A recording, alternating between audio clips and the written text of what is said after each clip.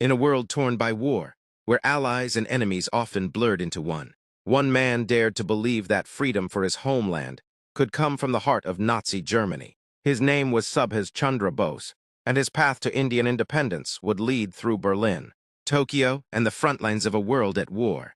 Chapter 1: The Rebel from Bengal. Subhas Chandra Bose was not a man of half measures.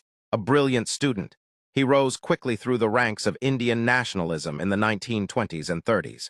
But unlike Mahatma Gandhi, whose strategy was rooted in nonviolence, Bose believed independence could not be begged for.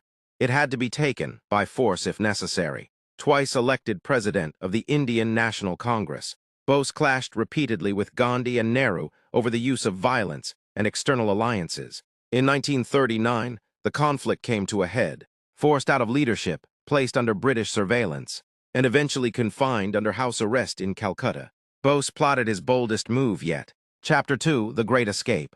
On a winter night in January 1941, Bose vanished. Disguised as a Pashtun Muslim, he slipped out of his home past British guards and embarked on an odyssey that would take him across India, Afghanistan, and the Soviet Union.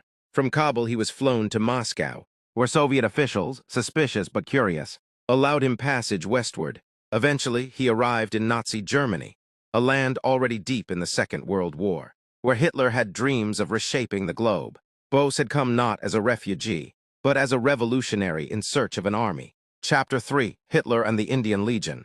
Bose met with Nazi leaders in Berlin, including Joachim von Ribbentrop and eventually Adolf Hitler himself. Hitler, ever the opportunist, saw value in Bose's mission.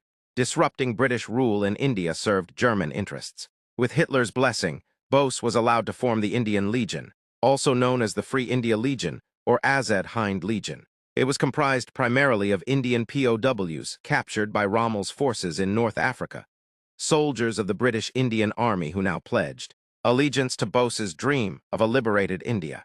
Clad in German uniforms bearing the Ashoka Chakra, the Legion trained in the forests of Bavaria. Bose broadcasted anti-British propaganda via German radio, calling on Indians to rise up. But cracks soon formed. The Nazi regime viewed the Indians as tools, not allies. Hitler never fully supported an independent India, and Bose's ideology, rooted in nationalism and anti-imperialism, clashed with Hitler's racial hierarchy. Frustrated and disillusioned, Bose sought a better alliance elsewhere. Chapter 4: From Berlin to Tokyo. In early 1943, Bose boarded a German U-boat and undertook a harrowing 3-month journey across the Indian Ocean, eventually transferring to a Japanese submarine off the coast of Madagascar. His destination: Japan, where the empire had already overrun British colonies in Southeast Asia. There he was welcomed as a valuable ally.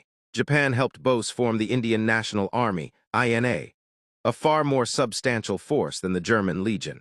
With Japanese backing, the INA launched campaigns into British India through Burma, capturing territory and rallying nationalist sentiment. Bose now styled himself the head of state of the Provisional Government of Free India, a government in exile backed by Axis powers. He was no longer just a rebel. He was a leader of a nation that did not yet exist. Chapter 5: Fall of the Dream. But Bose's bold plans began to collapse in 1945. Japan was losing the war. Allied forces pushed back into Burma, crushing INA positions. Morale fell, supplies dwindled, and desertions rose. After the bombing of Hiroshima and Nagasaki, Japan surrendered. Bose, refusing to be captured by the British, boarded a Japanese bomber to flee to Manchuria. The plane crashed in Taiwan. On August 18, 1945, Bose reportedly died from severe burns. His body was cremated in Tokyo. Some believe he survived. Rumors of his secret survival haunted Indian politics for decades. But his army was shattered. Over 23,000 INA soldiers were captured and put on trial. Yet even in defeat, they left a mark. Their courage stirred rebellion within the British Indian Army, a mutiny that, many argue, hastened the end of British rule in 1947.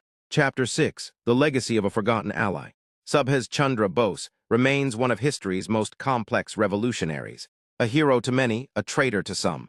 His decision to ally with fascist powers stained his legacy, yet his dream of independence was unwavering. He was willing to gamble everything: reputation, ideology, even morality, to break the chains of empire. In doing so, he proved that the road to freedom is never straight and rarely clean. In Berlin and Tokyo, among the tanks and trenches of 2 world wars, he forged an Indian army on foreign soil. And though his fight failed, his fire never died. Subhas Chandra Bose, the freedom fighter who sought liberty in the heart of tyranny.